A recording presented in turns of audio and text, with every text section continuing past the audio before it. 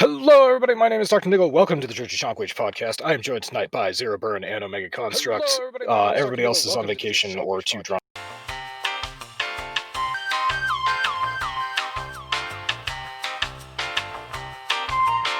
Truly is a legend A great in man. the world of gaming. You probably know him as South Park WoW guy from BlizzCon 2013. Jared Nandon has passed away due to COVID-19. And, it's rare that somebody is like truly a legend in the gaming world at large. And like this guy's cosplay, as much as I fucking hate that word, it really like transcended BlizzCon. It transcended WoW. It was fucking amazing.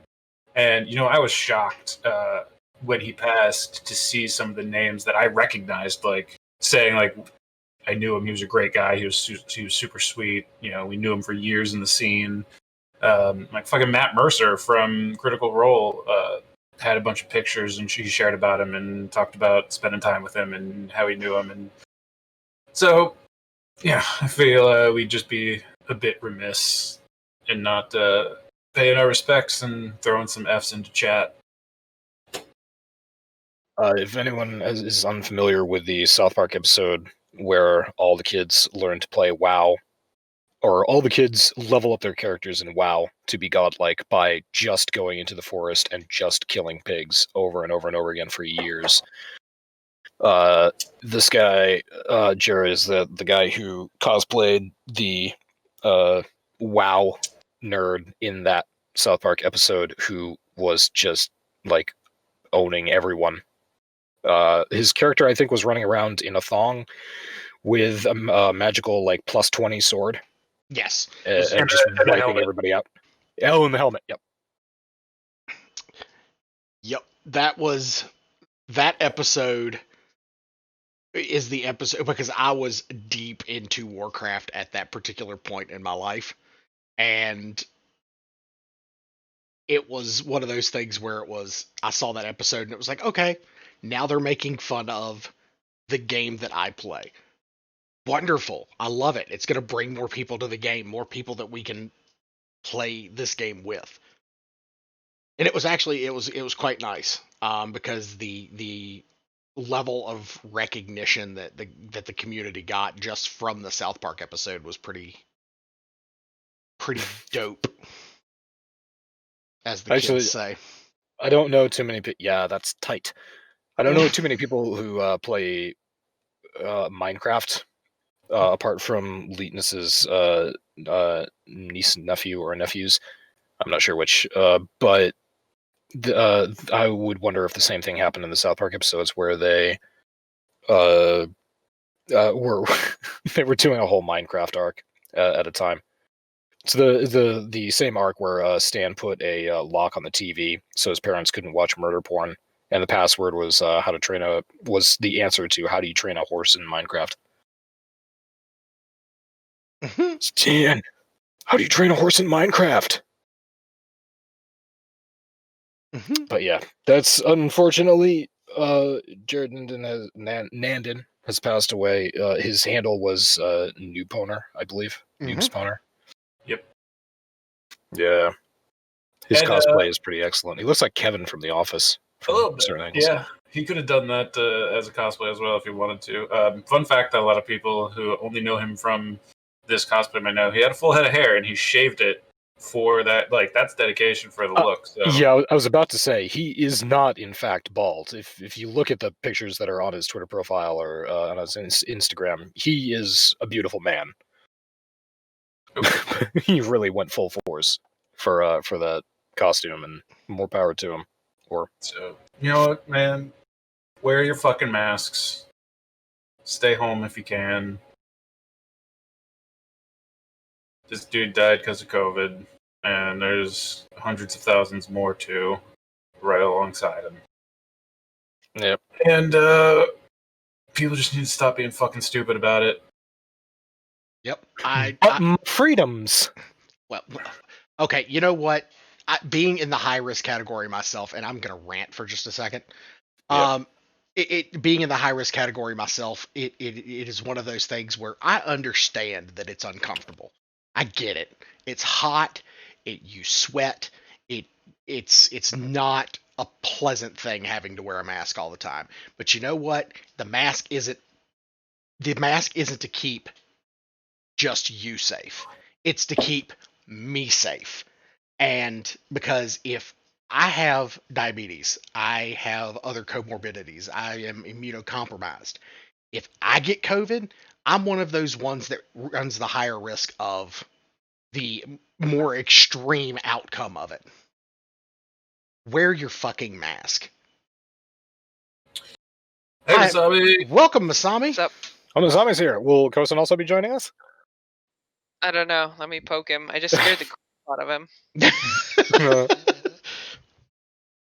Oh, We're starting the podcast on a little bit of a somber note, celebrating the legacy of Jared Nandon, South Park WoW guy who passed away due to COVID recently. So just to that catch you up to where we are, yeah. And we're just sort of wrapping it up with a nice reminder to everybody to wear your fucking masks. Stop being fucking retarded. Wear your fucking mask. It's hard for me. Just generally speaking, it's difficult for me to be somber about anything because I'm a psychopath. But I can get on board with the whole mask thing just because big respect for science. Who just joined? That would be Kosen. Kosen's here. Hello. Happy New Year, everyone! It is our Happy New Year podcast where we're talking about the passing of some good people. Aww. Yeah, we're After starting off with a Jared Nandon, South Park WoW guy, the great BlizzCon 2013 cosplayer who pretty much stole the fucking show and is a legit legend for it. Did he win? Did he win actually? That I wondered. Who cares? I don't even care. it doesn't even doesn't matter. Yes, we're saying yes because we can remember history however we want to. You now. think anybody fucking remembers any of the other costumes from 2013 nowadays? No. No. Good point. Yeah, if he didn't officially win, he won post whatever that's called. Yeah, he definitely is. He might not have won the competition, but he won the war. But he won our hearts. But he won the world So of Warcraft. He won the internet, is the proper expression there. that's for damn sure. Yeah. That is for damn sure. The other flip side of this, two people actually passed away. DirectX creator Engstrom died at 55. If anybody is wondering why this is hugely significant, is because DirectX is pretty much in charge of rendering every single game and application ever on Windows. DirectX is why we can play video games today. Why video games are developed the way that they are. Why pretty much every game can work on every computer. You know, it is the standard that this guy built the standard that modern computer gaming is built upon. So DirectX is the DirectX API rather is the mechanic on Windows devices, which tells your hardware how to basically do everything that allows you to play a video game or open an advanced graphic application or anything like that. Anything that has crazy 3D visuals or graphic effects or anything like that, it all is rooted in DirectX. And Eric Engstrom was one of the guys who helped shape DirectX gaming, or DirectX as we know it. And what are we on now? DirectX 12? Yeah, we're on DX12 now. So this started, I want to say... It's for Windows 95. Okay, so it would have been 1993. It says this article, it was in 94 that they made DirectX APIs. Damn. And at the time, developers were reporting that they preferred MS-DOS to Windows. Yeah. And that was what, so developers were more interested in making games for DOS than Windows, and that's why they made DirectX, so that they could bring it to Windows 3.1. Mm-hmm. Which, I mean, let's be honest here, DOS games are pretty fucking awesome, but They are. but DirectX games are better. Mm-hmm. I remember when I got. I remember when I was a kid when I downloaded my first DirectX drivers when my dad was working for Gateway way back in the day as in their tech support department. The very first PC we ever built together, which, if I remember correctly, had a processor that was 256 megabytes. Oh, megahertz? Or megahertz, yeah. So Damn, it was a beast. yeah, that was in 1996 when we built that computer together. Christ, yeah, that was a fucking beast at the time. Yeah.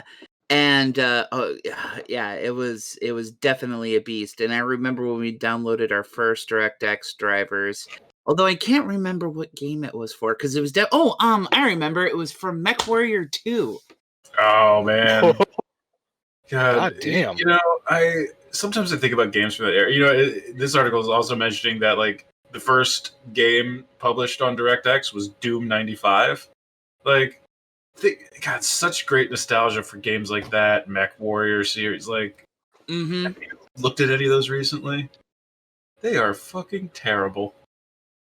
I actually, yeah, the MechWarrior franchise is not actually done fairly well. Doom is still held up pretty well. Like Doom and Doom Eternal did really well for themselves underneath Bethesda. Oh no! I'm saying with the nostalgic memories of those old games, like going back to look at those old games again. Right. Oh, you it's feel like the same you way. wonder how they were playable. Like, I mean, fuck, my whole childhood was Nintendo, and my teenage years was 64 and GameCube, and probably about 10 years ago or so, I went back just for shits and giggles and played GoldenEye, and I just couldn't. So if Linus were here, he would bring up he would bring up Diablo 2. How he and I and a coworker of his went back and played Diablo 2, and we spent about 15 minutes in it, and we're just like, nope. Omega and I played Diablo 2 I played it for 10 years. I'm pretty sure, Omega, you played it for an equal length of time. Yeah, I started in high school, and then you and I played it together all through college. Yeah, so we love that game. Early in middle school, even I started playing D2. But yeah, going back to it now is just painful. And my mind goes to if we're talking about like 1995 or 1996, SimCity 2000. If anybody remembers SimCity 2000 or the original SimCity was great. I played that, but SimCity 2000 came out, and I thought that was fucking amazing. Because I could build these expansive cities. I had like these terrain options. It was amazing for me to play. I spent hours in that game. And then Maxis started integrating SimCity 2000 with their other games, like Streets of SimCity. So I could build a city in SimCity 2000. I could export that city to Streets of SimCity, and I could drive around the city with a car that had missile launchers on it. So it was fucking fantastic. And then I go back and try and play those games. It's like, Jesus Christ, this is garbage. This is hot garbage. Yeah. Interestingly enough, I have found that mostly console games have, I mean, even though they're all bet terrible, like, you know, just like they're hot garbage graphics wise or even gameplay wise, they're generally a lot easier to get back into playing than computer games are. Like, I can go back and play any of the old 2D platformers that I used to love, like the Mega Man franchise or Castlevania or any of those particular type of games. But if you get into the 3D shooter games like Doom or Duke Nukem or any of those Wolfenstein or any of those other games that came out after that, like Quake 2, Unreal, a lot of those different games, they are just like impossible to play. Yeah, you're totally right. The context is so like just the game style and type. Like platformers were designed for those type of graphics. Honestly, I don't really like modern, super polished platformers. Oh yeah, I like a 2D 8-bit platformer. Mm-hmm. And there's still guys out there making new 2D 8-bit platformers, and I love it. Like, that's great. I hope they continue, and I don't think they're going to go anywhere. But yeah, early 3D implementation, which goes back to what I was saying about GoldenEye. Like, that was, at the time, it was great because it was all we had. We didn't know any better. And, you know, back then, your imagination was unsullied by the amazing graphics we have today, so you could imagine it and play it just fine. But Yeah. it's that type of gaming is not backwards compatible. No, not really. So yeah, back in the 1990s, a computer game was supposed to be hokey and pixelated and everything. And if you wanted to look at beautiful graphics, you went outside and played with a stick. Mm-hmm. But all of that said, what would be amazing is literally just a 1-for-1 remake, modern remake of GoldenEye, of Perfect Dark, of any of those games. Like, why haven't they done that? Like, add a few little modern things, but not a ton. Don't go nuts with like all kinds of extra items and like expendable items or shit like that. Maybe give a sprint button. Like keep it simple, keep it authentic, but just polish it the fuck up. And You're talking about a facelift. Basically, yeah. Give it a full-on graphical overhaul, and I mean, yeah, it would involve ideally rebuilding the game and making it modern controller friendly and whatnot, and more in line with modern gaming speeds and stuff. But like, remake the maps with beautiful 1080p, 4K textures, whatever you got, whatever you're throwing out there, do it. Like, imagine GoldenEye with like real character models instead of the like octagonal cubic head things. Yeah. I think they did try to do that with Perfect Dark at one point in time. It wasn't a straight remake, but it was actually more of a sequel, if I remember correctly. Yeah, exactly. Nowadays I think millennials are becoming, the new spending force, especially they're the biggest spending force in gaming because we're kind of the first generation to have brought gaming into our adulthood when we have a ton of money to throw at it. Think of how much nostalgia money there is in pumping out a game like that. The question is going to be who owns the rights to it and what system would it be exclusive to? If I remember correctly, GoldenEye was done by Rare, and Rare is... Are they still Nintendo? I do not believe so. I believe that they are outside of Nintendo's grasp, but I also think they went under too. No, they did not. Actually, they're owned by Xbox now. They're Xbox. They're owned by Xbox. Okay. Great. Get it on PC. There we go. Come on. All right, Rare. Fucking facelift of GoldenEye and rake in the money. Xbox, do your thing. Come on. There was actually a remaster of Perfect Dark released in 2010. Oh, really? Oh. Okay. Interesting. I was not aware of that. Confusingly enough, it is just called Perfect Dark. But Perfect Dark is a remastered release of the first-person shooter video game of the same name. Developed by the same people, and rewritten from scratch to support several Xbox 360 features. So again, should be available on PC. Honestly, this might be silly, but like, if they just like set aside, they just built a studio, like Xbox just makes a little sub studio under whatever banner they want to within their massive umbrella, and their entire job was to every 10 years pump out the next gen remake of GoldenEye. I would replay that game every decade. I would buy that game again every decade to play it again for the rest of my life. All I saw were all the salty comments on Steam about how this is such bullshit. You keep on re-releasing the same game. This should be a patch. It should be free. I already own the game. Blah blah blah. I don't care that it only costs $5. Yeah. I would absolutely be down for that. I would not look at that as money grubbing. I would not be upset about that in the least. If they were like, you know what, this game was a landmark in gaming and it set the stage for consoles, and it was the first of of that generation to really be like bring FPS like first person shooters up to the forefront. Like, I would be so cool with them. Like, I would be so happy if they did that. Just like, yeah, this game deserves it. It's a piece of history, and we're gonna keep it alive. That would be awesome. Talking about games that didn't age well and games that did age well, I do know one for DirectX that aged really well, and that was Myst. I have recently replayed Myst because I love puzzle games. Oh yeah, puzzle games actually also do really well. Like the Quest for Glory series, is that is a game I will always go back to. Like the original Quest for Glory and all of its sequels. If I ever get my hands on them again, I will always replay through them. I've done so in the past. If I remember correctly, like my father and I got like this huge package of games when we built our first computer together, which was like we got Wing Commander Prophecy, MechWarrior 2. There was a bunch of other like first person shooter games, and then there was like this big anthology collection for Quest for Glory, which had the Quest for Glory remake in there, because there was there was a version of Quest for Glory where like the graphics were really crappy and whatnot, and then the Sierra did a remastering of the game, or like, this is a remaster in consideration of way back in the Stone Age.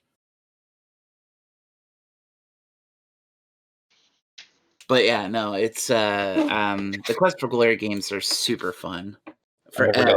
Never got into the Quest for Glory games. It sounds like I should read up on them. To wrap this segment out, it's once more respect to Jared Nandon and Eric Engstrom. Their contributions to gaming. Yes, most definitely. It's so fucking huge. DirectX is so fucking huge. Yeah. To give people an idea, DirectX dominates the gaming market. There are other options like OpenGL, but DirectX far and away used the most. Yeah. But the Steam Awards came out not too long ago for 2020. Oh, how'd those go? Well, the big winner, game of the year, is Red Dead Redemption 2, and they also get another award for Outstanding Story-Rich Game. I think I voted for that.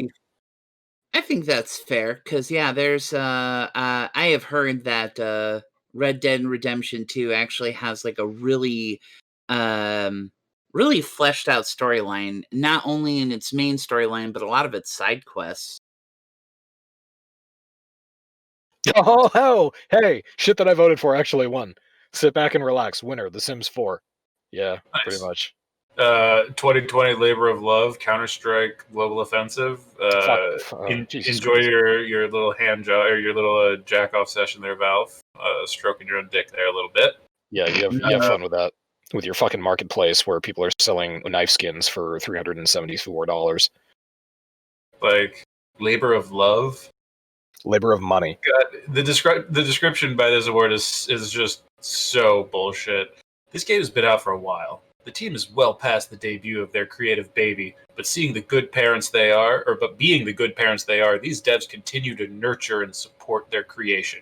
This game today is still getting new content after all these years. If by new content you mean new knife skins that people are like gambling with and fucking spending money on so that they can, I don't know, be stupid.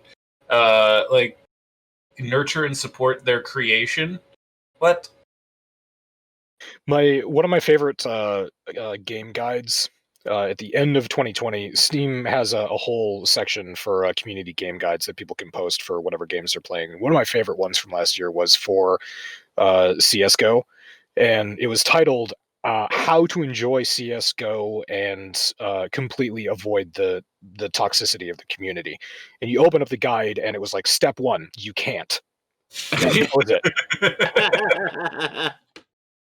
That's good. It is such a toxic community. Every single YouTube video that gets recommended to me for CS:GO, maybe it's just because of what I watch on YouTube, but it's every single one is just somebody like flipping out or being like really angry or obnoxious or some shit like that.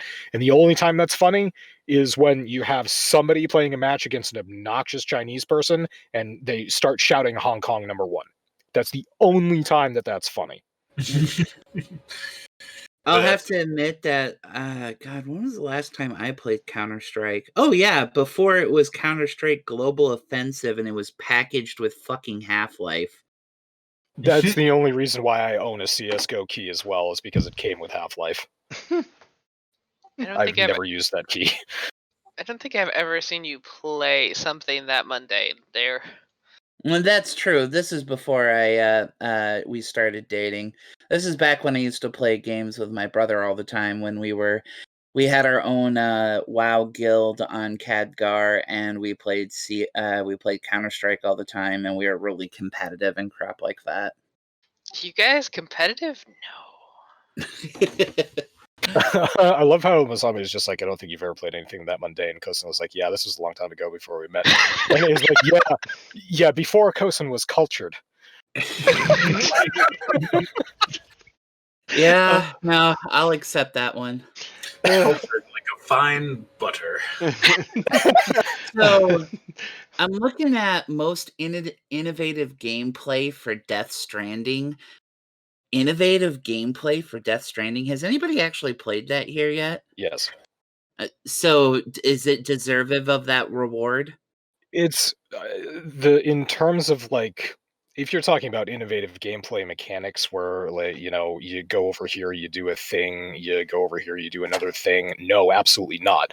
All it is a walking simulator where you go from point A to point B, and occasionally, if you're not careful, you get into trouble and you have to fight. And the mechanics in that way are pretty standard for a game. If it's innovative in any way, it would be the storytelling and the reasons why you have to go from point A to point B, and the whole. It's very traditional in terms of its storyline. When you compare it to a Japanese story, in a Japanese story, it is very common for not a lot to be happening, not a lot to be happening, not a lot to be happening, and then you get to the end and you figure out that everything has been happening. What a twist! With a twist, yes. Usually with a twist, yes. So in that way, the way the story is told is beautiful. The reasons for what you do are intriguing, and there are neat little things in there, like you get to a safe house, and Norman Reedus hasn't taken a shower for a while, so he's sitting on the bed and he just looks at you and he smells his armpit and he looks back at you and he points his thumb over to the shower. He's like, "Come on, it's time." So there's neat stuff like that, but it makes me curious why the fans. I mean, these are all fan voted, so but I wonder what about the gameplay felt so innovative? Because if you look at the award little blurb that they gave for it, the designers of this game are at the front lines of creative experimentation, bringing fresh perspective and brain-breaking surprises. The game delighted, inspired, entertained with newness never played before. But it doesn't actually say what about it was innovative.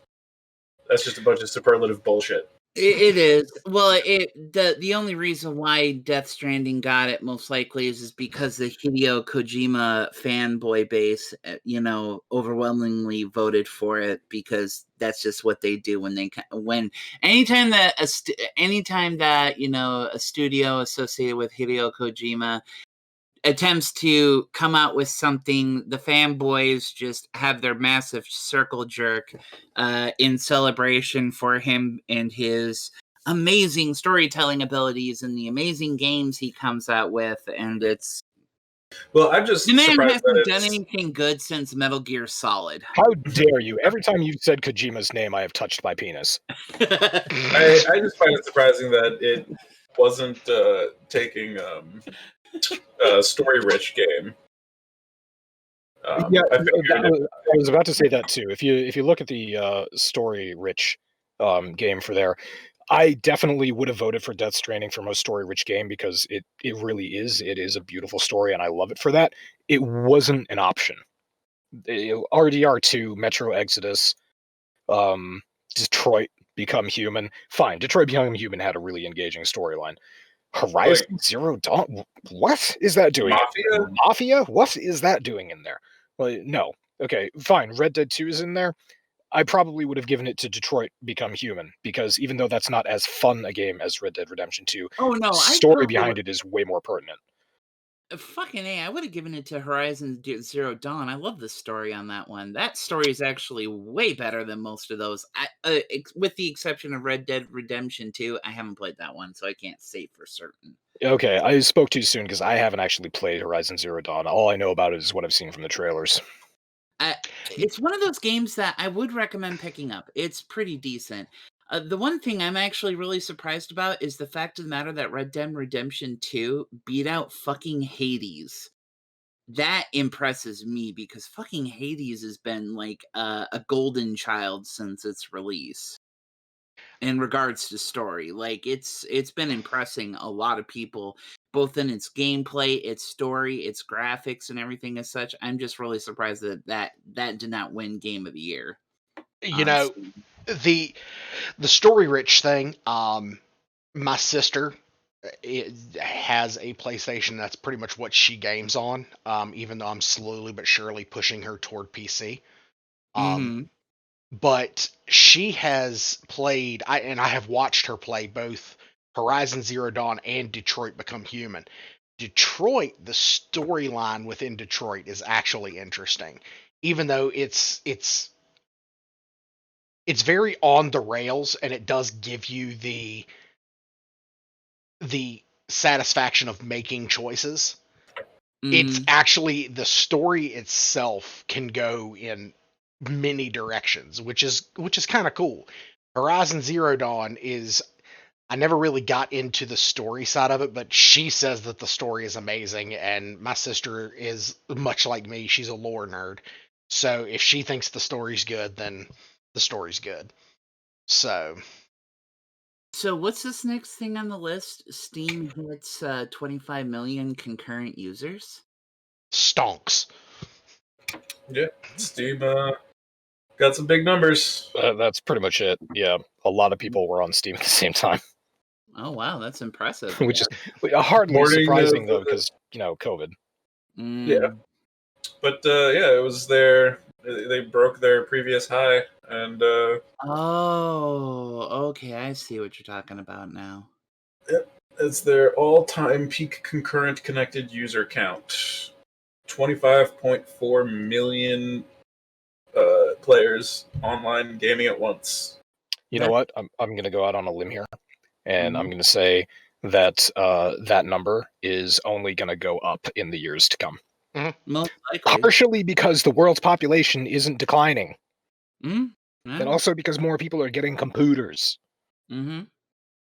So whatever, good for Steam, multi-million-dollar corporation that they are. Hope Gabe is thought happy. I thought he was a billionaire by now. He probably is.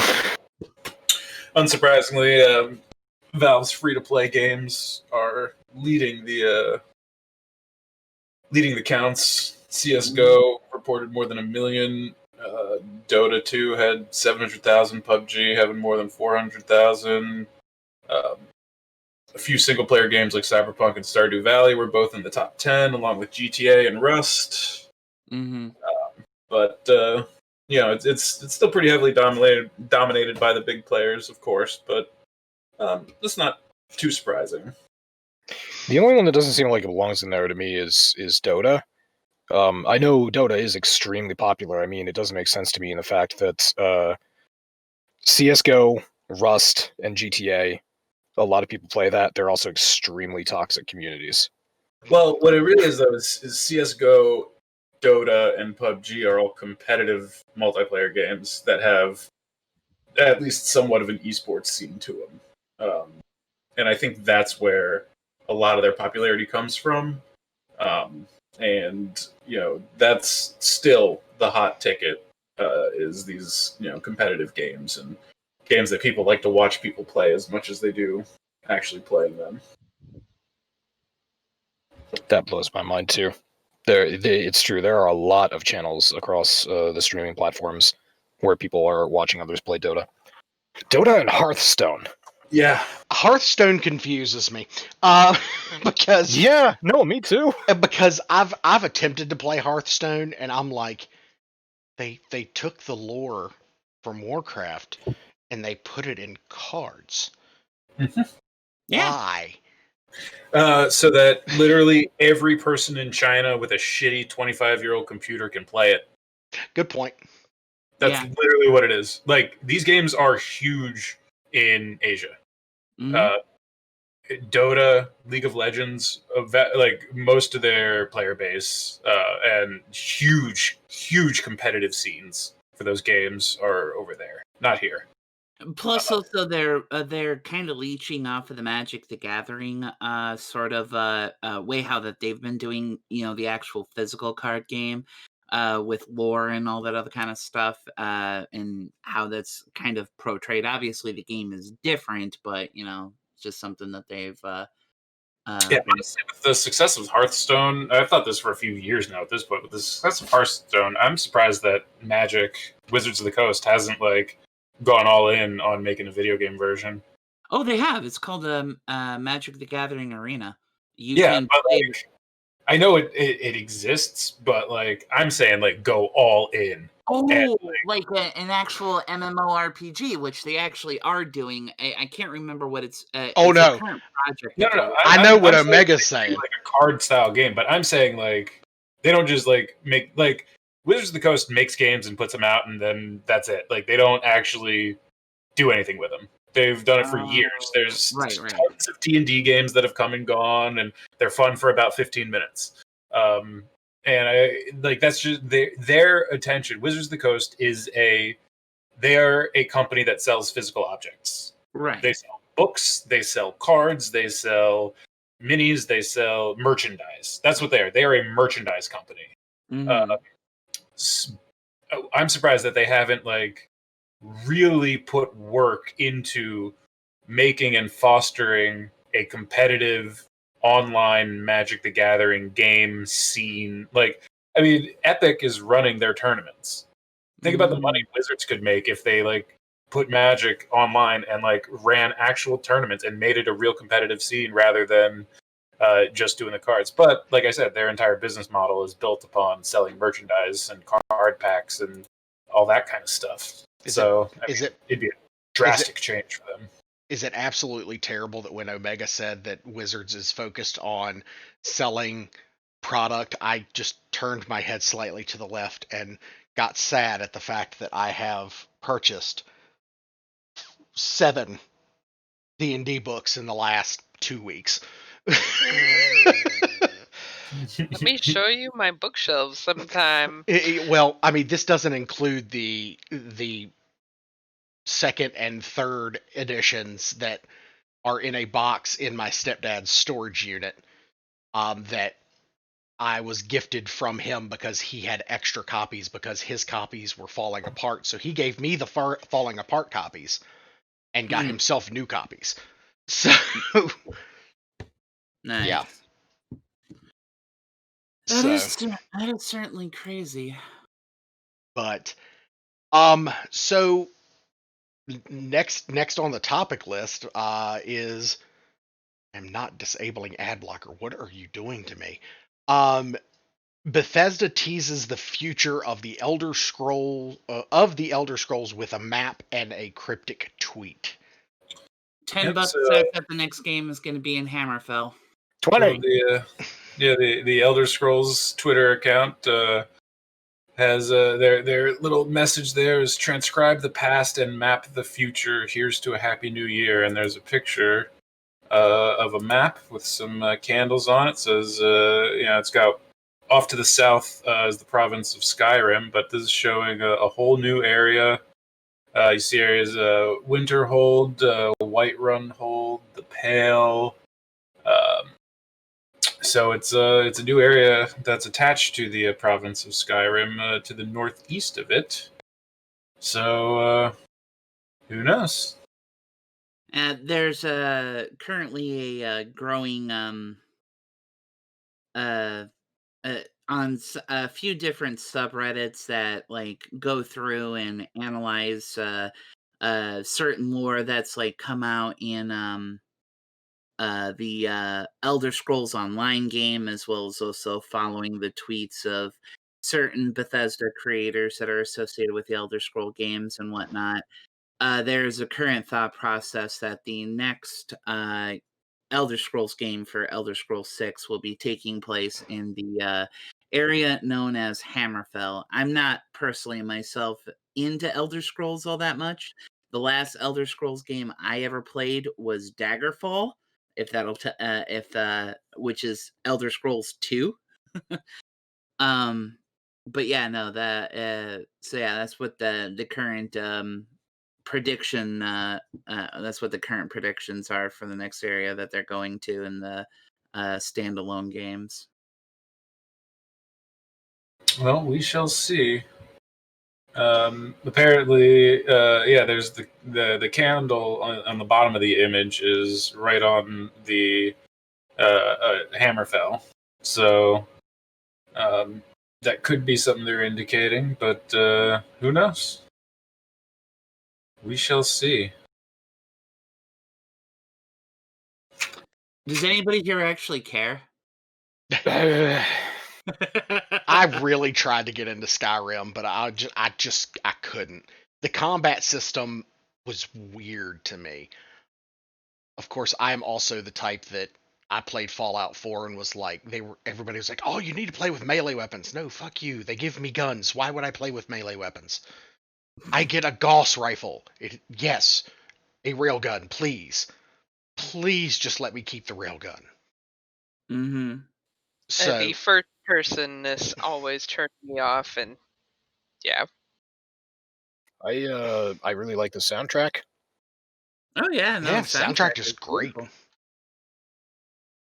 Who's the guy? Oh, Jesus Christ. Google. Who's the guy that votes as no, he does the intro for the Dovahkiin song. Oh, I know exactly who that is. Born. It's I actually have it on a playlist, interestingly enough. I also wonder if Bethesda here just is, putting this out and seeing what all the nerds have to say and speculate about it just to get ideas for the next thing to do. Because if there's one thing nerds and fanboys love to do is super overanalyze everything, as Kosen was just describing with these various subreddits. Max von Sydow. So it's Max von Sydow is the dude I was thinking of. Oh, okay, yeah, because that was just exactly what I was looking at. He's got a brilliant voice. Sorry, Omega, go ahead. No, that's it. Oh man, yeah. So no, apart from that, I don't really pay attention to ESO. Yeah. It'll be interesting to see what, if anything, I'm looking forward to seeing how Bethesda will screw this up, because inevitably they always have some really great fuck ups when it comes to games that they've been releasing as of that their studio specifically touches, like say for instance Fallout and Elder Scrolls and whatnot. So that'll be really interesting to see how that all shakes out. You say fuck ups, Kosen, but it's not a fuck up. It's a feature. It's a feature. It's a feature. Yeah. And the memes are always really fucking classic too, as well. So, and they usually kind of come hand in hand too, as well. Oh gosh! All right. So to loop back, we were talking about Diablo a little while ago, Doc. Diablo 3 for the month of January is doing their Darkening of Tristram event again, where they do a nice, super pixelated, original Diablo-style 16-level dungeon below the Tristram Cathedral. You and I did that a few years ago. Back when we were playing more heavily, but it's funny. I have no desire to hop into D3 and start up a new character and go through that whole fucking song and dance and actually give a shit about it. But I could go for a run through Tristram Cathedral. That could be fun. But that's the thing. Talking about Diablo 2 back when we were saying we can't go back and play that game because it looks like dog shit now. This is a rare example where Blizzard took the original Diablo game, basically put it into the engine that they're using for D3, and then tweaked the graphics so that they were much better. They are currently much better than they were in Diablo, the original Diablo, but there's just enough there to make it look like the original Diablo that you get the nostalgia vibe. It's like they put a pixelated filter over good graphics. Right, and they brought back the way people. There's no way that anyone would ever remember this, but in Diablo 1, you didn't have this smooth, fluid character movement where you just sort of ran at any angle that you needed to. There was up, down, left, right, and then all the corners. That was it. All the directions that you had, and when you turned, it was a very sharp, graphical turn, and all the rest of that. They included small details like that in the Darkening of Tristram event. Actually, looking at looking at some of the photos that I got some screenshots here from the Darkening of Tristram event. It's actually really cool looking. I like it. It is. It definitely is. And there's in true Diablo fashion, there are a whole bunch of tiny little puzzles. There's actually one big puzzle that you do, and it's how you get the cow pet that Omega and I got years ago when we played it. But yeah, there are lots of little callbacks to Diablo 1. There are lots of little like things that you can find, things that you can do. Oh, you can get Some Wert's unique gear. leg. Yes, you can get Wert's leg. Okay, that's the thing. That's why probably Omega and I remember this so much, is because I definitely did this, the whole song and dance, when this event came out the first time, multiple times. Because what you do is you go through, you get a thing, like you get a mushroom, you put it into the cauldron. The cauldron spits out another item. You use that item to do something else. You get another item. It destroys the items as you go. So when you get Wert's leg, you have to break it down. You get a map to the stars. You use the map to the stars to activate the cows. You go through a cow portal. You go to an area, and that's the end. So what you end up with is nothing and a cow pet. That's your final thing. So what I did is I went through the process enough times that I got all of the unique items, and I just kept them in my inventory because I'm a pack rat. Mm-hmm. Yeah, I still have all of mine from when we did it. So you still have Wert's leg, which you can use as a club. Yep. I love the fact of the matter that they brought back the godly plate of the whale. Oh my god, that was like the best plate armor that you could get in the game. Oh my god, yeah, because it had like 255 armor, which was the max. That was back when stats only went up to 255. Oh, that is amazing. They have that. They have a bunch of rings, and the thing is, they're the original.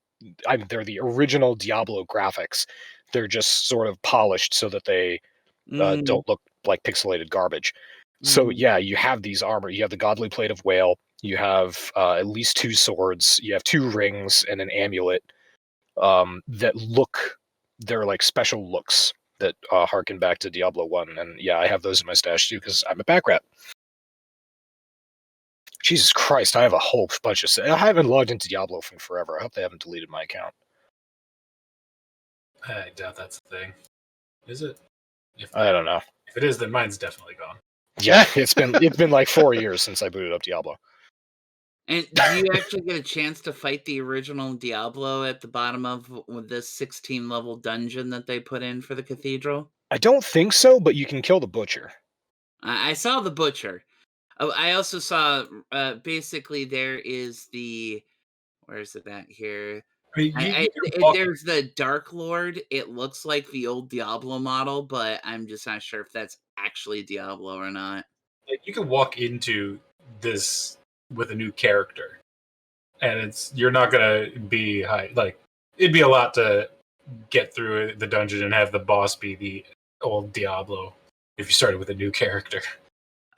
Dude, back in the day, I used to be able to start at the top of Tristram in Diablo 1 and go all the way down to hell and fucking crack Diablo's skull open in a night. And I used to do that on a daily basis on Battle.net. You ever run a mage and get the Staff of Apocalypse? Yes. Yeah, that was good shit. Oh, that was the best. See, I never... The original Diablo, but don't forget, this is still built on Diablo 3 mechanics. Ah, okay. Yes. This is Diablo 3 with a skin on it. And then they made some maps that are nostalgic and reminiscent of D1. You're still playing Diablo 3 under the hood.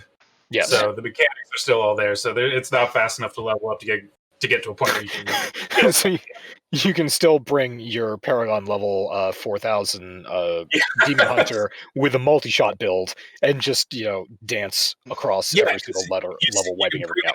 Exactly. You can bring in any D3 character, and all of their abilities and skills and stuff are pixelated and made to look that way. So with your multi-shot, it quite frankly looks like garbage. But you clears rooms. Yeah, you fill the whole screen with pixelated arrows and everything's fucking dead. That's awesome. Good time. Good time. Really just a skin of D3, but it is a good time. So anybody out there who's enjoys Diablo 3, hasn't checked in a while, if you haven't done that event, now is your chance. You have through the end of the month. Might make a night of that. Yeah, that would be kind of fun. I'd be down. Yeah, I would be down for that. That would be fun. Zero, how long has it been since you played D3? Oh my god, dude. Since I gave up Xbox, and it was probably 6 months before that. So we're going on about a year and a half. 2 years. All right, so you played Diablo 3 like way more recently than I have. Yeah. Yeah, last time I played Doc was with you, so yeah. I mean, that was like what 4 or 5 years ago. If we're being honest, I used Diablo 3 as my getaway from Destiny for a while because it was just now, granted, Destiny is pretty mindless, but Diablo 3 was just my okay. I'm gonna just take tonight, relax, and just go in and kill shit. That was how I used that game. I was about to say, when it comes down to it, Diablo 3 was not a very thought intensive game. You could just mow your way through fucking everything and just massacre shit. How dare you? It was a highly intellectual game for big brain people. It was pretty lights. It was pretty flashy lights, lights and colors. I got to stab stuff a lot, and that made me really happy. It wasn't my best build, but my favorite build was the Meteor Wizard build, and just Tells Wizard. Just fucking raining, just meteor storms down there. It was so pretty, and they like rotated through damage types, so they changed colors as they were like coming. It was just fucking beautiful. Yeah, that game doesn't take a lot of brain power, and it's great when you're fucking stoned and just want to look at pretty lights. I'll tell you, I built my PC probably 6 years ago, Doc. Is that about right? And it was so that I could play. I bought it mainly so I could play Space Engineers, and Doc and I played the shit out of that. And then the other game that we played the shit out of right off the bat was D3. Like I jumped right in on pretty much those two games, and we played the shit out of them. Yeah, that was you, me, the Leetness, Steel, and Sid were playing at that point. Yeah, no, that was an awesome time. That was the high time. Yeah, I stopped playing when the woman who used to do my QAs when I was working for Advance Auto, when she passed away, I was like, I lost all want to play that game because her and her husband and I would just go into dungeons and just wreak havoc for hours. And then when she passed away, it was just, I was just like, you know what, fuck this, it's not fun anymore. I can't do it. So, but yeah, I'm sorry to hear that. It's all good. I now have new friends that I can play Diablo. Oh, your friends? Who are they? Oh, sad. So I came across this story that I think is pretty fucking cool. Hitman 3 coming out soon. It's when they release this, they're going to retroactively optimize Hitman 1 and 2 at the same time. Which is actually pretty damn cool.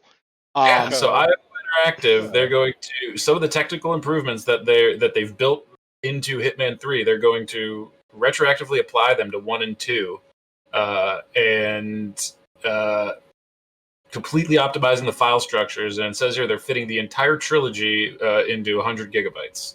Oh wow, that's impressive. Yeah, these days, yeah. Yeah, I mean now you get poorly optimized games like Call of Duty Cold War. Call of Duties, yeah, the Call of Duties that are like 120 fucking gigs. And like a 30 patch on like day one. So like you got this 4K texture. Jesus Christ, you get 4K texture. 150 gigabyte. I just like seeing that there's a dev out there who does care about optimization and really making sure that the back end of a game is as pretty as the front end. Yeah. I guess my question about the mechanics in Hitman would be, are they still going to make it so that he's got that stoic face on him nonstop so that I can make him do really embarrassing or humiliating things and he'll just look like the coolest guy in the world? I'm pretty sure they'll still keep that. I've only ever played the first Hitman game, and I will have to say that the one main reason why I stopped playing was the weird ass save mechanic that they had, and the fact that like its entire style is that you had to go through an entire operation, and obviously there were multiple ways to complete that operation, but if you fucked up and you had to like go all the way back to the beginning and kind of start over. That was the one thing that really defeated me on that game, and why I never tried to complete it and or try to go to any of the other games afterwards. I remember my first issue with the first Hitman game was, first of all, I could not figure out how to beat the first level. I probably played that thing like 100 times before I actually learned how to play the game. No tutorial or anything like that. It was just, hey, you're Hitman. Pop in here. The game's wicked hard. We're not going to tell you how to play it. Good luck. Second thing was the way, because I am a completionist, and I was a completionist at the time when I started playing those games, you could collect all the guns, and you had like a gun wall in your like in between sort of waiting lobby area. And so I wanted to collect all the guns, and I figured out pretty fast that what the game wanted you to do was go into a mission with essentially nothing. Even though it offered you, your equipment screen before you started a mission, you really only should go in with your pistols, if that. And go around the map and try and figure out how to do things with your pistol and find the unique weapon for that level. And then you had to leave the level with the unique weapon. And if at any point you took a gun into a mission and you dropped the gun or swapped the gun out, the gun was gone from that point on in the game. And if you left the mission without the gun was gone. So I thought that was a really weird mechanic at the time, probably because I was used to... At the time, I was probably more used to first-person shooters where you just had, like, numbers 1 through 0 were all the different guns that you had collected, and you just swapped at will. Strange game. Strange memory of playing Hitman 1. Yeah, And then I started clicked on trying to break it. I clicked on a related article about Hitman 3, and don't need to get into too much details, but they're talking about a video that was released, and there's an amusing vignette showing various things being thrown out of guard: a pipe, a wrench, hammer, shears, cleaver, an iron, a screwdriver, a pool ball, a sausage, and finally a bag of flour that impacts with a satisfying poof of whiteness. Oh, that's right. Hitman 3 is the game where you can throw objects at people. And then you see 47 beginning to beat somebody with a feather duster. So you know what? That's like it could be fun. Yes, absolutely. I want the option to be able to beat somebody to death with a Kong dong. Yeah, where's it's gonna be like just a big old dildo. You go into someone's hotel room or something, and they've got had like a little like sexcapades going on with like a hooker, and there's like dildos and all sorts of sex toys. It's better than that. Grab like the Great American Challenge off the bed there, and look it up if you're not familiar, and have fun. Go to town. It's on my Amazon recommended list. But no, what you were saying, it's even better than that. In Hitman 3, there is a level which is kind of like a Eyes Wide Shut sex party, where everybody's dressed up in like masks and things like that, and there are ladies walking around in lingerie. There are multiple sex dungeons on that level.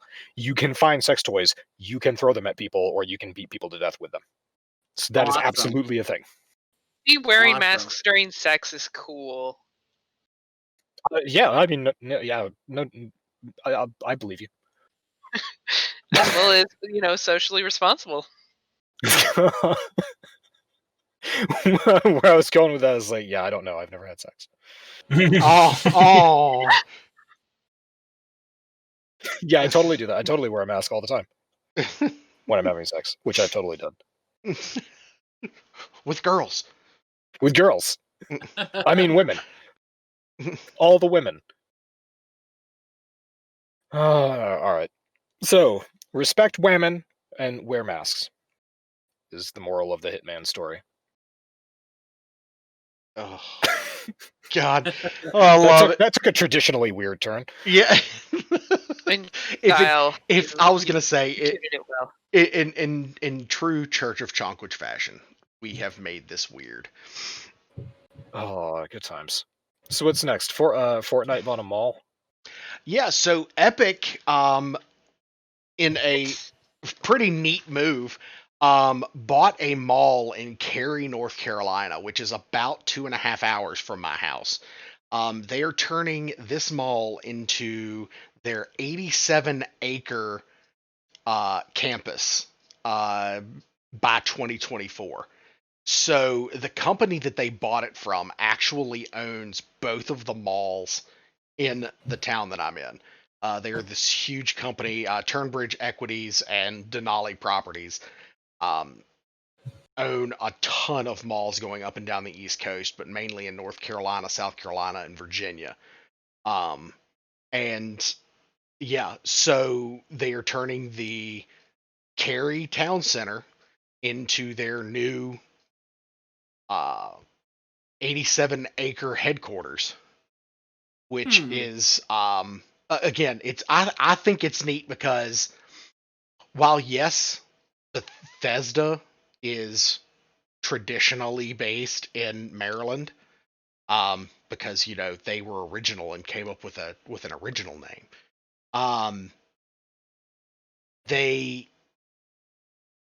They aren't as accessible as 2.5 hours. It's like a 6-hour drive for me. This is like 2.5 hours from my house, and I could get a job there. I could bring coffee to some CEO. I'd be okay with that. That's actually, yeah, we actually have Nicole and I have a mutual friend who works at Epic and actually lives in the area. Oh, are you talking about what's his name? Yeah, Sean Hengel. Yes. Name drop. Yes, that's his name. Hi, Sean. Oh, God, I Sorry, doubt that he just even. came off the top of my head. Hey, no, that's cool. That's cool. Sean and I hang out a whole bunch. Yeah. Hey, I'm He's not cool even dude. gonna lie. He watches this show. Okay. I'm sure he does. We know he He's does. donated to Zero's coffee fund before. Yes, he has. We call it the coffee fund, even though Zero uses it to buy dildos, and we all know it. I mean, yeah. No judgment. No, not at all. Don't kink shame me. We would never kink shame you, Zero. I mean, Thank you, Kosen. you could be using them as a home defense device. Yeah, we just discussed this. They are deadly in the right hands. All you or the left ones. I mean, or any other orifice. Yeah. Oh, no. Oh, Silas, that was perfectly timed. Thank you for the lemon over on DLive. I appreciate that. When DLive does a notification, it quacks. And it was right as Omega finished saying, or any dangerous from any orifice. Whack. So all I see is Silas's comment saying, "The fuck you guys talking about?" So we were discussing the merits of using sex toys as home defense systems, and Omega rightly pointed out that you don't actually have to beat a robber to death. You can just wait until the robber breaks in through your front door, and then violently propel a dildo out of your ass into them. I don't know what you guys are planning on doing, but that's my go-to. I mean, well, we've stunned Kosen into silence. You never know what's going to happen, though. So you got to stay locked and loaded at all times. The only thing I can think of is that this will definitely, this will be a great test of the new castle doctrine. Oh my god!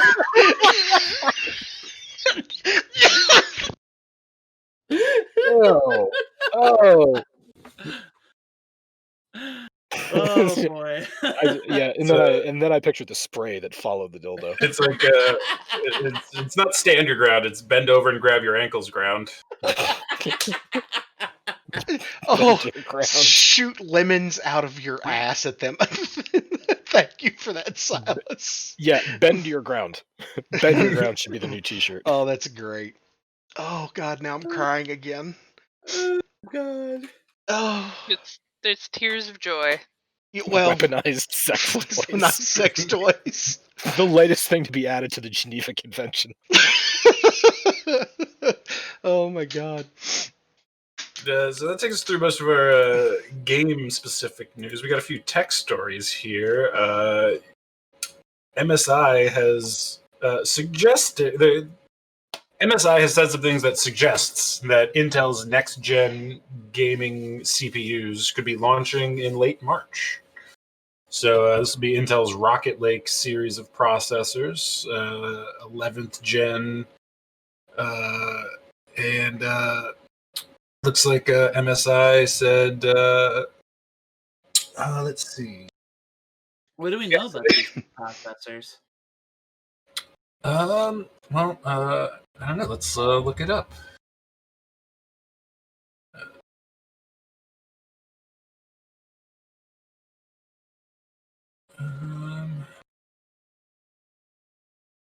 I don't know. There's a lot of numbers here.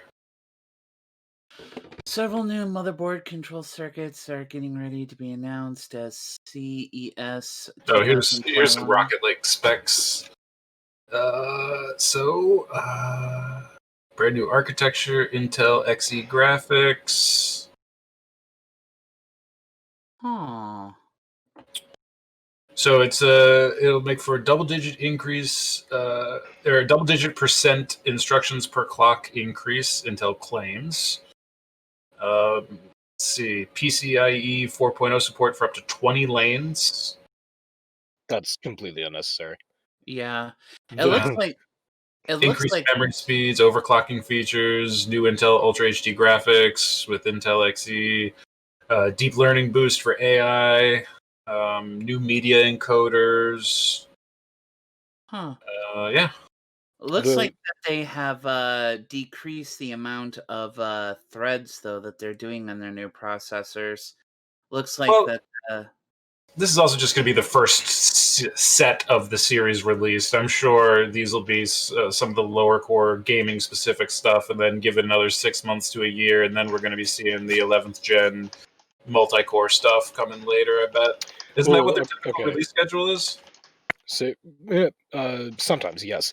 Here's the thing. It says that they shifted down the 10-core highs of Comet Lake to an 8-core. So they're talking about an 8-core processor here, but the 8-core does have 16 threads. So that is standard. That's typical. Oh, okay. Yeah, it says they're not going to bother chasing AMD down the 12 and 16 core Ryzen line like with what they're doing. Which is for this is MSI suggests Intel's next gen gaming processors. So for a gaming processor, yeah, that's fine. I know there are games out there that now utilize more than 2 cores, but the overwhelming majority of games that come out for PC are only utilizing the first 2 cores, which is unfortunate, but it means that you don't need an 8-core processor. If you're streaming, on the other hand, or if you're doing video production for gaming, then yes, it really helps having all those cores because you need it for encoding. Game-wise, most of the work these days anyway is done on the GPU, so not super important. My big takeaway from this, though, is that the Core i9 11900, the 11900 series, I guess is what they're talking about in this article, it utilizes the LGA 1200 socket. So if you have a 1511 socket, which is extremely popular, you're going to need a new motherboard for this. You're looking at a 400 series motherboard. I think what they say in here is a Z490 motherboard will support Rocket Lake CPUs.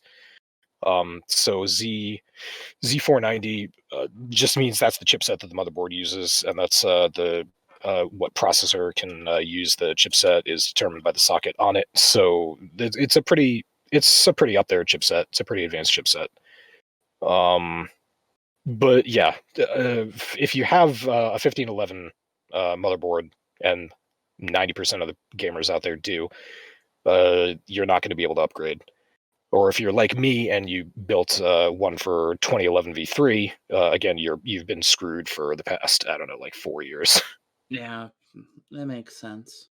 So they're pushing product. They want you to buy more stuff, which is a shame because this is basically the only way to get people to buy new motherboards. It is extremely unusual for something on a motherboard to fail and you have to replace that board. If it happens, it's probably because you did something wrong with the wiring or you let an electrostatic shock fuck something up. That's pretty much the only way to kill a board.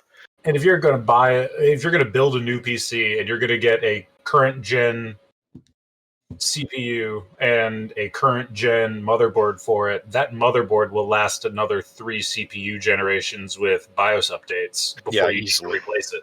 So, for me, when I built my PC. It was definitely a budget build, and I went from an i3 to an i7, and I needed an upgrade for that. But again, like that's a multi-generational jump that required the update. And actually, I didn't have to update.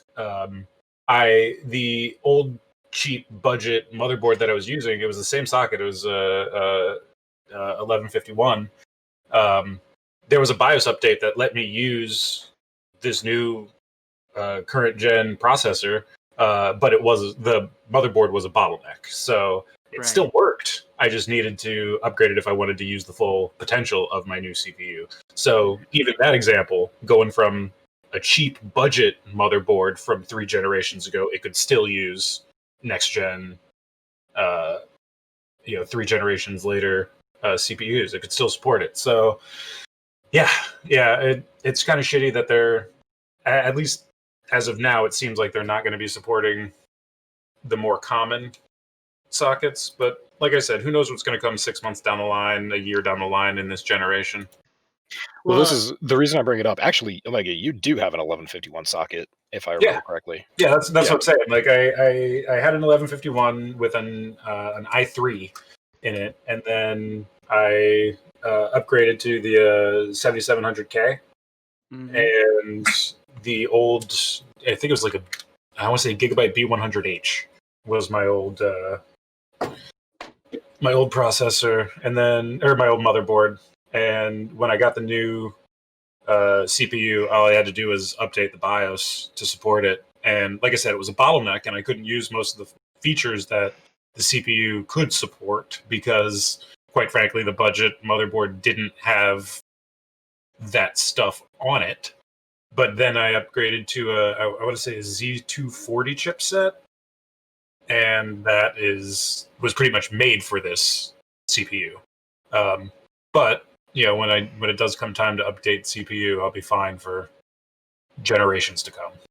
So here's the thing that I wanted to get into is that the reason that I bring this up and it's significant to me is that 1151 has existed for a very long time. It is very popular. A lot of people use it, and a lot of architecture is designed to work with it. Multiple times before now, there have been alternate socket types. Each time, a processor would come out for this, special socket type, and Intel would say, okay, this is going to be the successor to 1151, or this is going to be the professional branch off from 1151, and processors going forward are also going to have versions in this. That never happens. 1151 is pretty much where it's at. So Intel does say that LGA 1200 is the successor, is the official successor to 1151. So it might not be such a bad thing that, if they can actually be consistent and use this socket on motherboards going forward and make it the new 1151, that's not so bad. But my concern always lies in, okay, they say that, and they're going to do this, but then LG is just going to fall off, or 1200 is just going to fall off the board like 2011 or 2011 and 2011 V3. So I'm always skeptical when I read about stuff like this. Not to detract from how cool it is to have a new Intel processor. Which actually reminds me of another article that I read earlier today. It's not on the list, but it's an article about Linus Torvald, who is one of the main developers for the Linux kernel, and he gave a whole interview with ZDNet about why he is loving AMD for developing Linux and how he's just sort of dumped Intel altogether. So yeah, it's great. Intel's got new gaming CPUs coming out. That's great. But the AMD Threadripper is kind of king for gaming and apparently for operating system development. It just sounds like that Intel is trying to get themselves back into basically a place of superiority when it comes to the gaming market, and this is going to be, we'll see how it pays off for them, but AMD has really got a good hold on the gaming market right now when it comes to their cores, so it'll be interesting to see whether or not if this actually works out for them or not. Yeah, AMD made a hell of a comeback at the end of last year. Yeah, but I think that's for the better for all of us, for both companies. There's finally good competition again, and Yeah. AMD has been struggling along for years and years and years and years, and they finally have been able to really become a true competitor in the larger market. And I think that's great. And a lot of the complaints that people have had with Intel over recent years is basically stagnation because there was no real competition. Now there is competition, and it's going to force Intel to innovate again. And if that forces them down the path of, really committing to a new socket type, then, good. And they'll hold to it and actually make that a new standard. So, you could be right on that angle, Doc, in that, they might finally actually be doing that. But, Maybe. we'll have to wait and see, as always.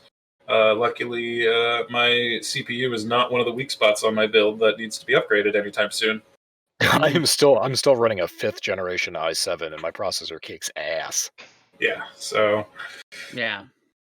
this is the like entry level for the next gen if they do decide to commit to it and really commit to like innovation and growing and still competing with what AMD's been doing. Yeah.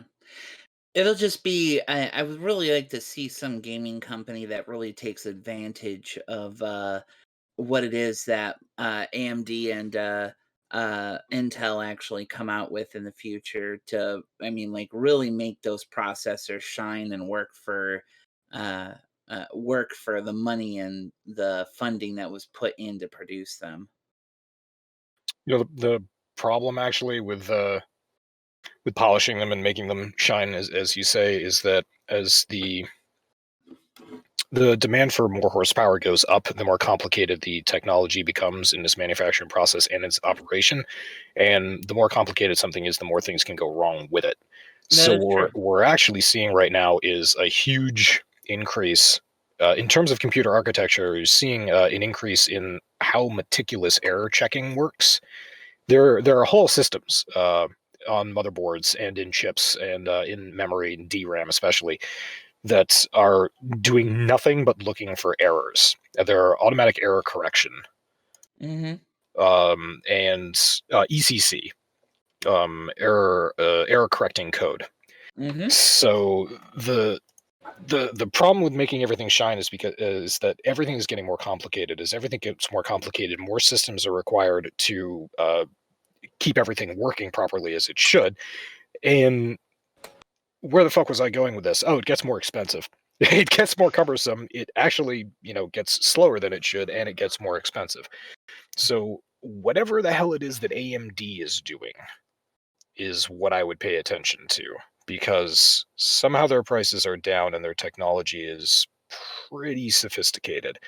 So if every thread ripping processor starts burning out or breaking in 2021 or 2022, we'll know that they probably cut corners. But one thing that I'm kind of surprised of is this next gen Intel. Like they're still on 14 nanometer, while the Ryzen line is on 7 nanometers. So I wonder if that's going to hold them back in any way, or if or when and if and how they're going to move to a new manufacturing die. Good question. Oh, I don't know. I wish I had a time machine and I wish I had a time machine and a lot of gold. I was gonna say I'll go back and I'll put the gold in the bank and I'll be a millionaire, but then I would just have a bunch of gold now. Fuck the time machine. I'm going to Vegas. Oh, Jesus Christ. All right. What else? What else? Oh, we already covered them all. I got some fun console stories here. Oh, what's going on in the console world now? Oh, PS5. IKEA is mocking them. What? Yes. Okay. So I added this because I saw it on The Verge, and what is written on the side of the mock PlayStation 5 made me giggle. It says, which IKEA media storage unit will be able to fit my new memishly oversized gaming console? Oh, that's great. That's amazing. I love that. It's pretty funny. It's the fact that now IKEA is in on the memes just makes me want to buy more of their overpriced stuff. Though, I mean, to be fair here, they've got a very small form factor gaming computer. Like, memishly oversized, those are all half the size of my mid tower, let alone a full size tower. So it's funny. I think it's pretty funny, and they are getting pretty large for consoles just compared to what we've been used to over the generations. But as consoles start really boasting some high-powered hardware on the inside, they're going to have to get bigger, both just in terms of the components themselves and adequate cooling, airflow. Okay. So that's what I was going to say. In terms of the technology, in terms of the horsepower, I was going to disagree. No, it doesn't have to get bigger. But in terms of the cooling, you're absolutely right, because this is still air cooling. There's no water cooling in here. The thing, Asus Republic of Gamers makes an ITX board. ITX boards are tiny. From that on, I mean, you've got like SSD drives, you've got NVMe, you have all sorts of tiny storage that you can put in. You can build a computer the size of a shoebox. The biggest thing that's going to be in there is your CPU heatsink and your GPU. It's totally doable to make a tiny computer like that will probably outperform one of these consoles, but it is going to run very hot. So I wonder if there's like any way to license like with Xbox or PlayStation or whatever, and like I'm surprised there aren't like third-party water-cooled Xboxes, or yeah, like imagine if Microsoft and Sony released like a version that cost an extra $600 that had a built-in all-in-one loop. Like it just had it came built in with a liquid cooling loop, all-in-one processor, CPU, RAM, fucking motherboard, fucking keeping that thing cool as shit. I know. I know exactly what would happen, though. Yes, it would be neat, and I bet it would sell, and it is probably a good idea for them to do. I know exactly what would happen, though, having a lot of experience with all-in-one coolers. They would get somebody to do it who made an all-in-one cooler that was very affordable, and the pump shit out after about a year and a half. So you're playing on your Xbox, and all of a sudden it blue screens and turns off, and you say, "What the fuck's going on here?" And it turns out that your CPU cooling has failed, and your CPU has soldered itself into the socket. No, there would be heat. There would be emergency shutoffs before that. It would effectively No, you're right. be There refusing are. to post. It would be turning on and then immediately turning off. But I don't know. Have the pump and stuff easily accessible from a side panel. Aftermarket part you can swap in and out. It could be done. It could be done. Actually, we were just talking about MSI, talking about gaming processors. MSI is the one who has an all-in-one cooling unit where the pump is on the radiator. It's actually in the middle of the radiator. So the only thing that's on your processor is the heatsink, and the heatsink is attached with the tubes. So in that case, that kind of architecture, yeah, if something fails, the only thing that needs to be replaced is the radiator. The problem there is that it is an all-in-one unit, which means that you'd need to send it in. Somebody would need to know how to, open it up and not spill things everywhere. Christ, yeah, repairing an all-in-one unit is a goddamn nightmare. I'm never going to try that again. But yes, Noted. I agree. Water cooling in these things would probably be good. Pro gaming, that would be a pro gamer Xbox 6 right there. I think it would be kind of cool. Personally, myself, I've gotten to a point to where I've starting to pull away from consoles. I mean, unfortunately, a lot of the really cool games have some of the games I really like to try are coming out on like the PlayStation 5 or the Xbox, the new Xbox, but I almost prefer my PC now more than anything. No, I mean, resist the consoles and join the dark side. I sold all my consoles years ago. I mean, I haven't played a console in forever. So, I mean, yeah, I'm in the same place as you on that. I just think it would be a cool thing to see on the market.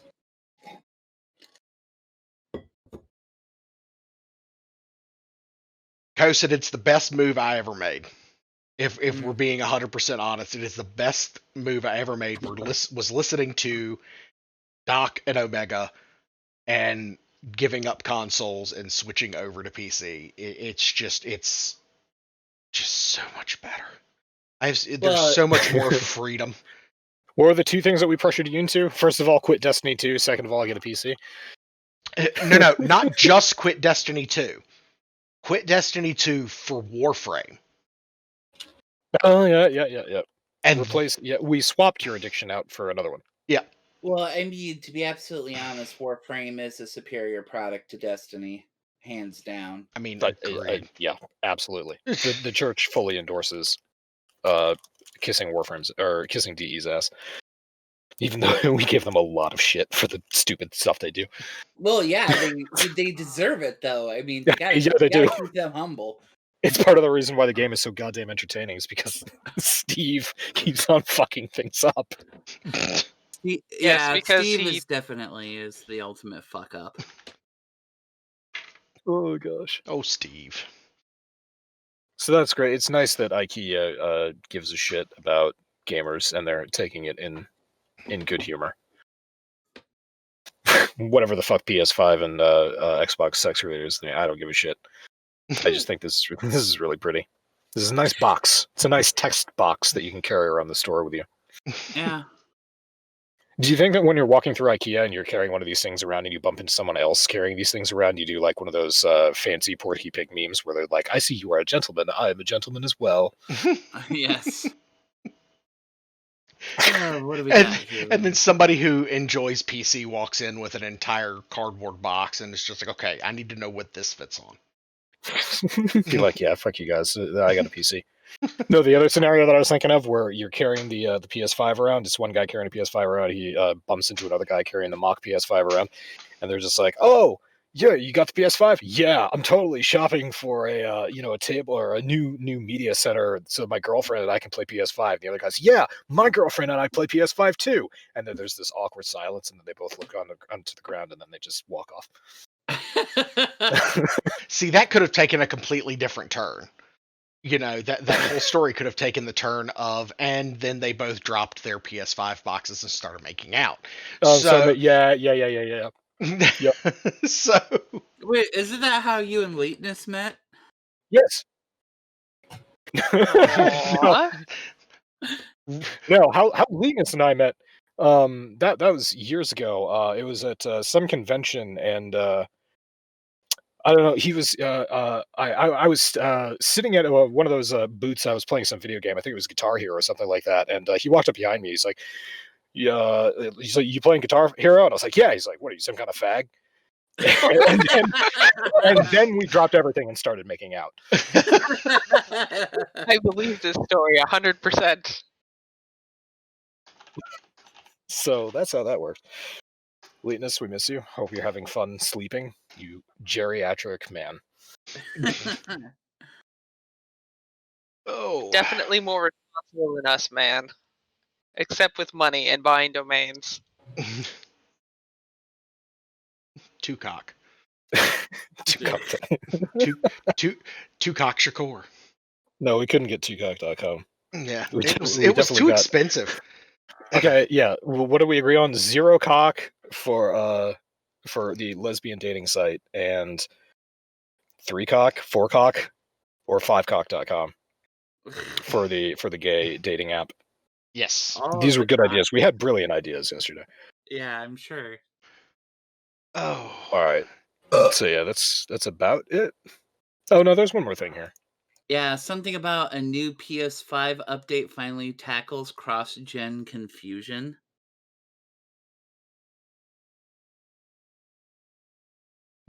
You are about to switch. Who put this story on there? Oh, confirmed. Yeah, you are about to play the PS4 version of the game. Do you want to switch to the PS5 version? Did you put that on there, Omega? No, I didn't. I don't think. Did I? Maybe. I don't remember. No. I know. didn't go to videogameschronicle.com. That was not me. Yeah, that was not me either. But anyway, Wasn't me. Oh my god, our topic list has become sentient. What the fuck? Our topic list has become sentient, and it likes consoles. We're going to have to kill it. So Sony has left the upgrades to these programs, like PS4 programs to PS5 programs. They have left the upgrades at the discretion of third-party publishers. So Marvel's Avengers, Cyberpunk 2077, and Destiny 2 have chosen so far to offer pathways to their PS5 versions at no additional cost. So it's up to the developers of the games. Well, but the counterpart is Xbox, which is doing a unified cross-gen upgrade program, which is they're basically saying that Microsoft Smart Delivery is an initiative that means that players, quote, only have to purchase a title once in order to play what's best available version for whichever console they choose to play on. So as usual, Xbox is vastly superior, and Sony's like, well, it's better than nothing. So, I mean, well, Sony's basically saying, like, we're going to leave it up to the company, or up to the devs. If a game developer is releasing an updated version for, like, the next-gen consoles, if they want to make you have to buy that one instead, they're entitled to do that, whereas Xbox is like, no, fuck that. We're not going to be nickel and diming and that kind of bullshit. So to me, like, Xbox's stance is very pro-player, while PlayStation is just kind of wiping their hands of it and saying, like, we're going to make devs do it themselves. I know that Sony doesn't have the financial backing like Xbox does through Microsoft, and I almost feel bad for them being squeezed like this, except for they're still a multi-billion-dollar corporation, and I don't care. Yeah.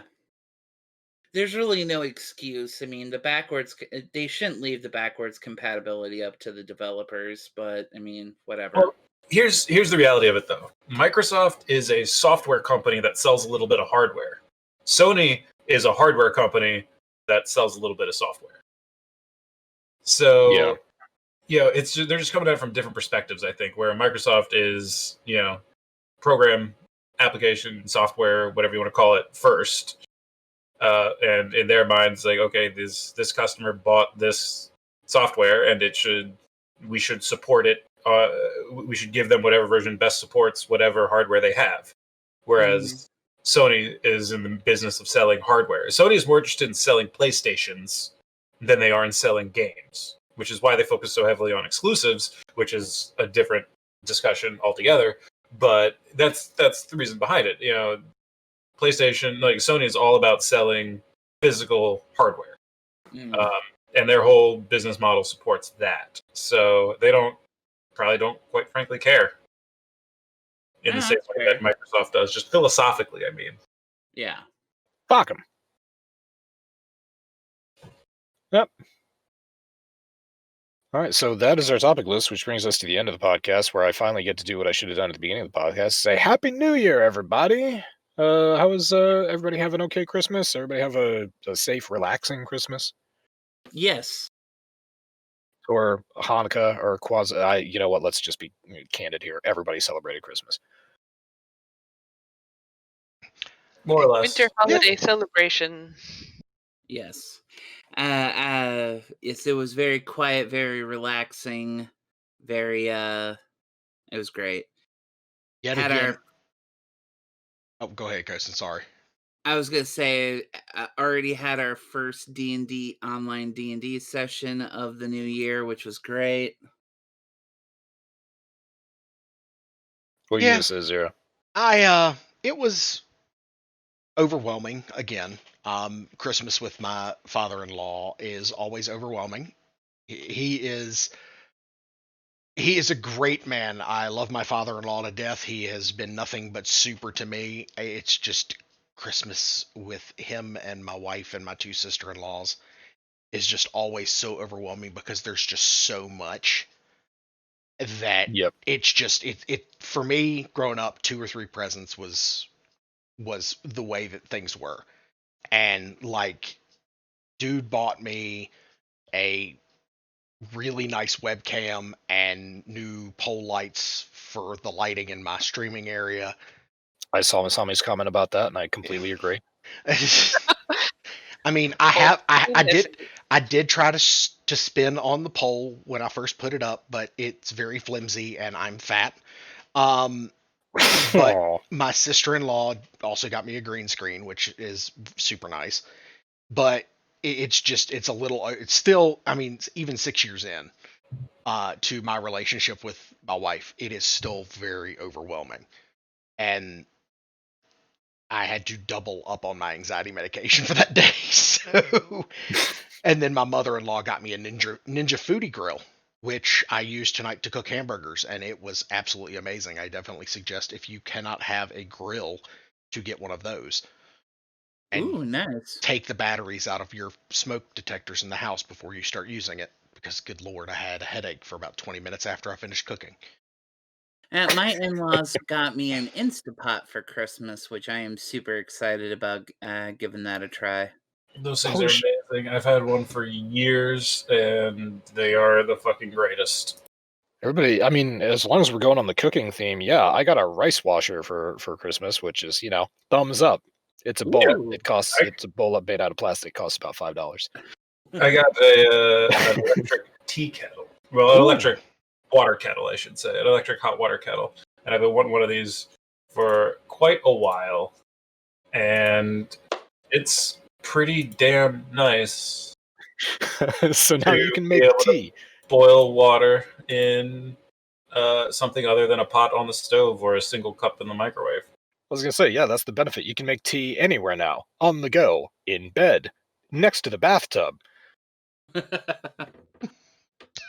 mean, it's also great for just like general cooking use, so that you can just have hot water ready to add to things that you need to, instead of like, you want to make a pot of ramen, instead of waiting, 15 minutes or 10 minutes or whatever for it to come to a boil on the stovetop, you can boil it in the tea kettle in 2 minutes and get cooking quicker.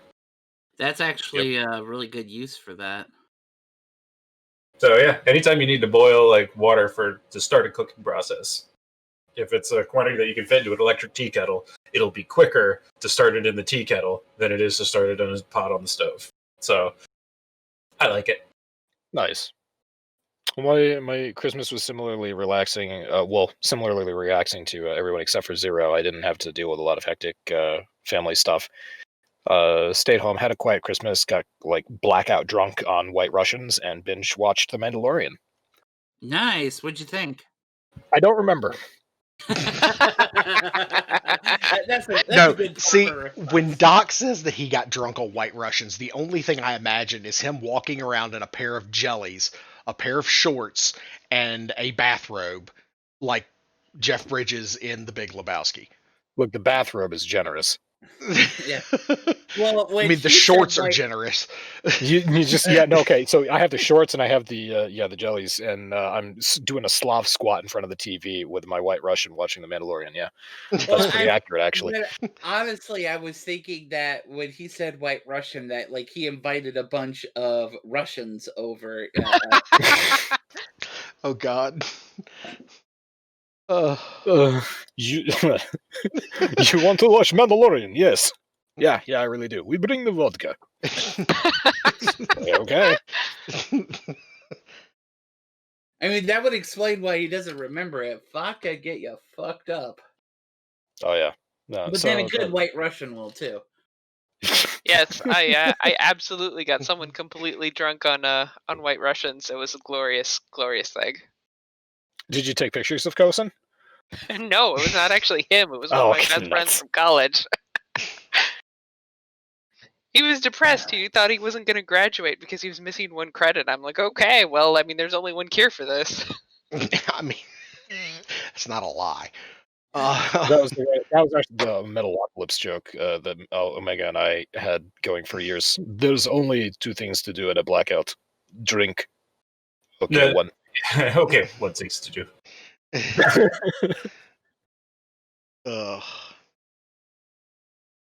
Well, Yep. Okay. So I'll take this. Thank you everybody for joining us. Happy New Year. Thank you for joining us on our first podcast of 2021. Here's hoping that this year is better than the last one. It pretty much has to be. But yeah, we're back. Glad to have you back with us. And here is Zero to take you out. All right, everybody. Streaming schedule for this week. We are getting back to it. We're going to be doing Thursday night, probably starting around between 7 and 8, running until 10:30 or 11. And then Saturday will be retro stream again, starting at about 7:30 p.m. I really appreciate everybody's patience with me while I worked out my schedule, and we look forward to seeing you guys every week back here for the Church of Chonkwij Gaming News Podcast. It was a pleasure having all of y'all around tonight, both on Twitch and D Live, and we look forward to seeing you on the next one. Don't forget to stock up on dildos to stand your ground. Always stocking up on dildos. That's a great idea. On guard.